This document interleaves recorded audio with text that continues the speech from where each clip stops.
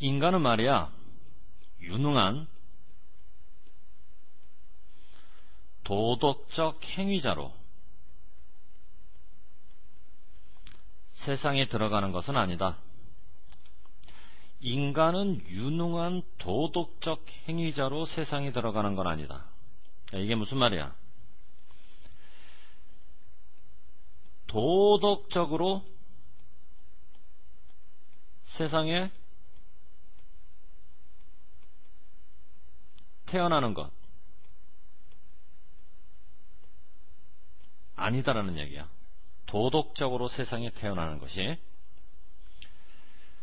자, 모든 사람들이 그와 같은 상태로 세상을 떠나는 것도 아니다. 그럼 여기서 말하는 그와 같은 상태라고 하는 건 뭘 얘기하는 걸까? 앞에서 얘기한 유능한 도덕적 행위자로서 이거를 얘기하는 거지. 모든 사람들이 그런 상태, 어떤 상태? 유능한 도덕적 행위자로서 세상을 떠나는 것도 또한 아니다. 무슨 말이야? 도덕적으로 죽는 것도 아니다. 도덕적으로 세상에 태어나는 것도 아니지만 도덕적으로 죽는 것도 아니다.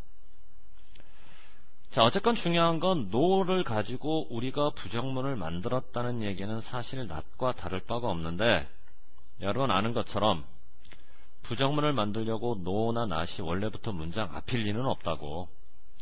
노나 낫은 항상 동사와 결합해서 문장 중간에 있어야지.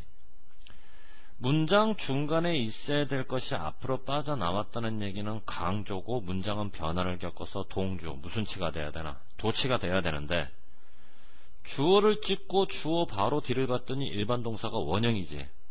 이때는 여러분 아는 것처럼 비동사를 쓸 수가 없고 부동사 계열로 들어가야지. 이게 무슨 말인지 모르겠니? 쌤한테 개인적으로 오자. 쌤이 개인적으로 설명해 줄게. 일단은 통과. 그래서 인간은 도덕적으로 태어나는 것도 아니고 도덕적으로 죽는 것도 아니고 그 사이에서, 그럼 여기서 말하는 그 사이라고 하는 것은 세상에 나서 출생, 사망에 이르기까지 요 중간 어딘가에서 사람들은 뭐를 하냐면 acquire, 획득을 하는 거야. 뭐를 획득하나? 예의. 사람들이 획득하는 이 예의가 사람들에게 도덕적 행위자의 자격을 주지.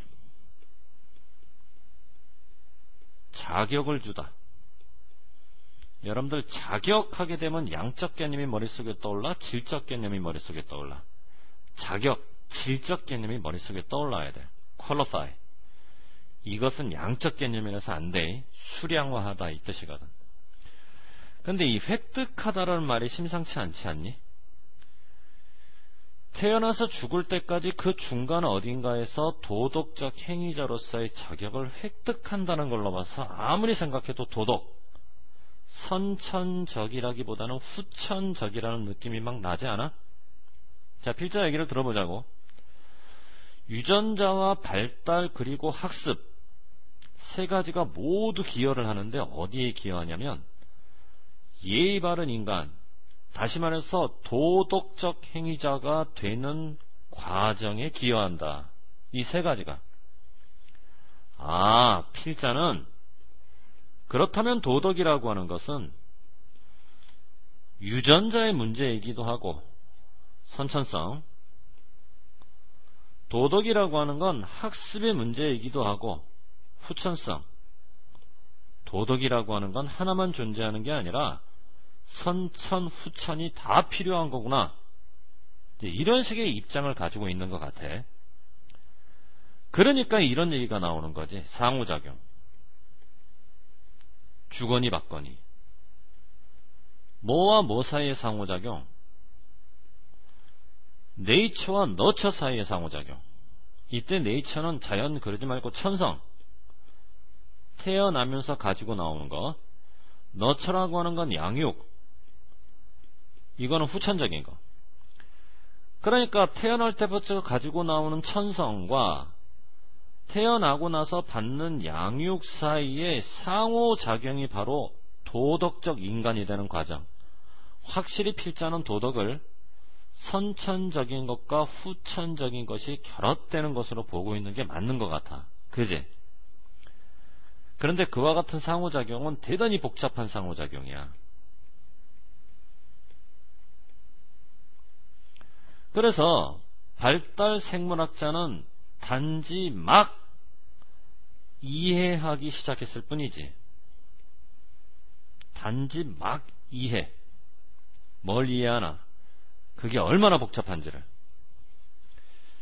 컨텍스트는 맥락, 전후 사정. 맥락이 있어야 돼, 맥락이. 그 맥락을 누가 제공해야 되냐면 세포가 제공하고 유기체가 제공하고 사회적 집단과 문화 따위가 제공하는 맥락이 있어야 되는데 그 맥락이 without 있냐 없냐? 없지. 맥락이 없지. DNA는 비활성. DNA가 비활성이라는 얘기는 작동하지 않는다는 얘기고 DNA가 작동하지 않는다는 얘기는 결국 무슨 말이니? 선천적 도덕성이 작동하지 않는다는 얘기야. 사회적 집단과 문화라는 후천적 맥락이 없잖아? 그러면 DNA, 도덕이 아무리 선천적이라도 작동하지 않는다. 이 얘기는 반대로 뒤집어서 선천적 도덕성이 작동하려면 반드시 사회적 집단이나 문화 따위가 맥락을 제공해야 된다는 얘기, 그지? 그러니까 필자는 이런 얘기를 하고 싶은 거야. 보통 사람들이 도덕하게 되면 천성 대 양육으로 본다고. 사람들은 도덕하게 되면 천성 대 양육. 무슨 말이야? 둘 중에 뭐냐라는 얘기지. 양자택일. 도덕적 과정을 천성 대 양육 둘 중에 뭐냐? 하나로 선택하는 이 양자택일로 보게 되면 그거 의미 있을까 없을까? 그거 의미 없는 게 돼버려. 필자의 생각으로는.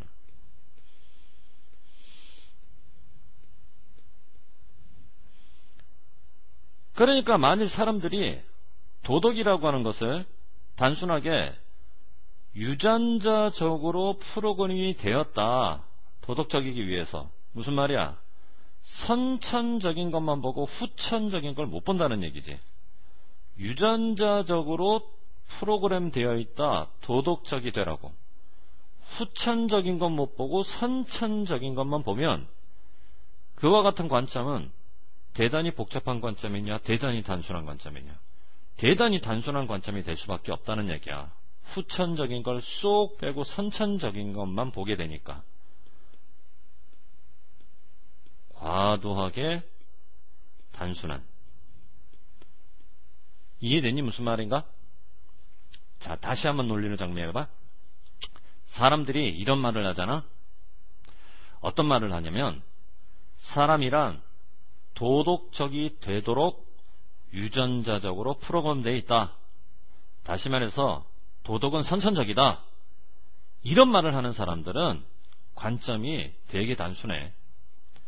뭐에 대한 관점이 단순하나? 어떻게 유전자가 작동하는가에 관한 관점이 되게 단순해. 유전자만 작동하면 안 되고 유전자가 항상 후천적 환경과 상호작용을 이루어야 되잖아. 그러니까 유전자와 환경의 상호작용이 이루어져야 되는데 환경을 못 보고 유전자만 보니까 이게 얼마나 단순하겠어.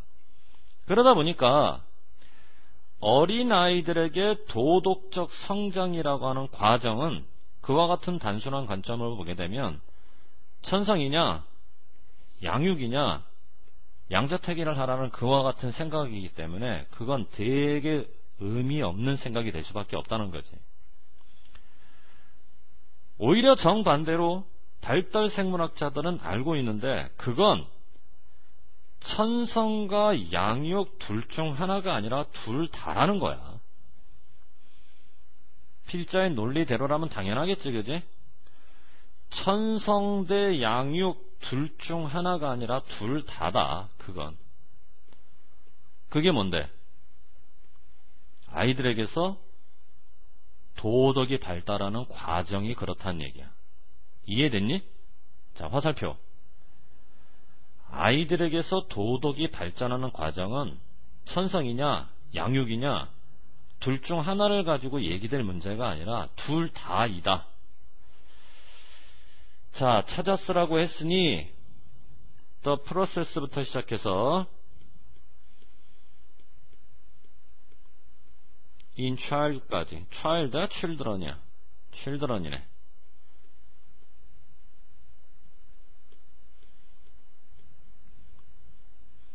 됐죠? 주제는 비교적 단순해요. 도덕이라고 하는 것은 천성 하나만도 아니고 양육 하나만도 아니고 유전자 선천적인 것 하나만도 아니고 환경 후천적인 것 하나만도 아니고 반드시 두 가지가 결합돼야 돼. 상호작용한다는 얘기죠.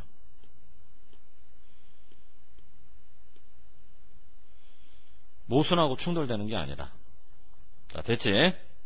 그 다음 페이지.